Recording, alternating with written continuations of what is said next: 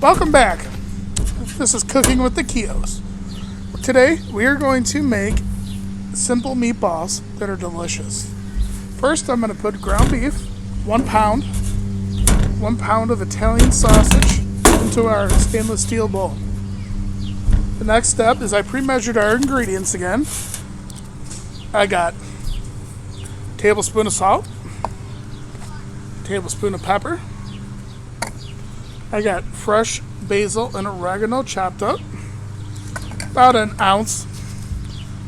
I got a 2-ounce cup of chopped garlic, 2-ounce cup, which is a 1/4 cup of fresh Parmesan cheese, and a 1/2 cup, 4 ounces of breadcrumbs. And then I'm going to crack 1 whole egg into the bowl. And then we're going to mix it up gently. Be afraid to get your hands in there and go squishy squishy so it comes out nice and everything gets blended together. Kind of twist it around a little bit and flip it over, push it back in. And you can see where the basil and the oregano is getting nicely blended in there, so that means everything's getting nicely blended in. Scrape around the bowl a little bit. Alright. That's looking pretty good there. There's your meatball blend. The next step is to make the meatballs. So we're going to pull out our sheet tray and get about maybe 2 ounces of meat for each meatball. Try to make them about the same size. Roll them in your hands. Don't press on them too hard. You don't want to make it super mushy. You want to have a little texture in the meatball. And then keep rolling. And while you're doing this, you can turn your oven to 375 degrees to preheat. So while you're making your meatballs, your oven's heating up nicely, and it's all ready to go.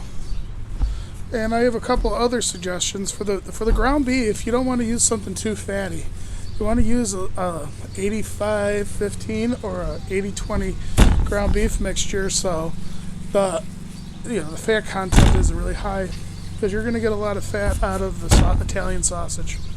You can use mild Italian sausage if you like, or hot Italian sausage. Give it a little bit of kick. You also can add a little bit of crushed red pepper flakes if you like your meatballs spicy.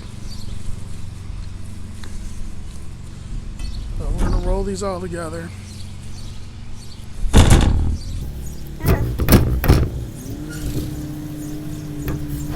And they're going to shrink a little bit in the oven too, so don't be afraid to make them too big.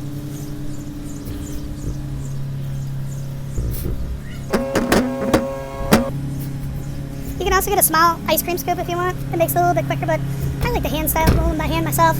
They're not all evenly shaped. They do make meatball, it's like a scoop on each side. It'll make the perfect meatball every time, but when you're making something homemade, make it homemade. Alright. Now my oven should be preheated, so we're going to go ahead and throw them in there in the oven for 25 minutes. I preheated my oven to 325 degrees. And I'm going to place them in there and cook them for 25 minutes. Our 25 minutes have gone by, and our meatballs are coming out of the oven nicely brown and beautifully round. Just perfect. All right, our meatballs are complete. They're nice and crispy brown on top and a beautiful texture. I've made ahead of time basil and 4 cheese sauce for our meatballs to go into. Place them in a crock pot so we can eat them later. You can make them in the morning, you make them the night before and turn the crock pot on. Makes it very nice.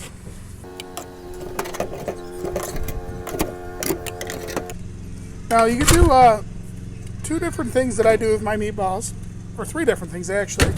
You can eat just the meatballs in the sauce. You can put it over your favorite pasta, or put it on a sub sandwich, melt some cheese on top of it and make a meatball sub. Many different variations that you can do with these meatballs.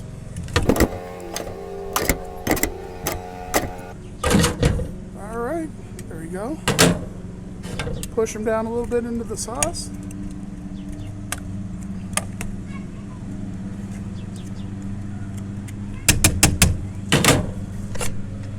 Put the lid back on and turn it on to a medium heat. Let it cook for a couple hours till it's about 175, 180 degrees. It'll come out nice and perfect. Thank you.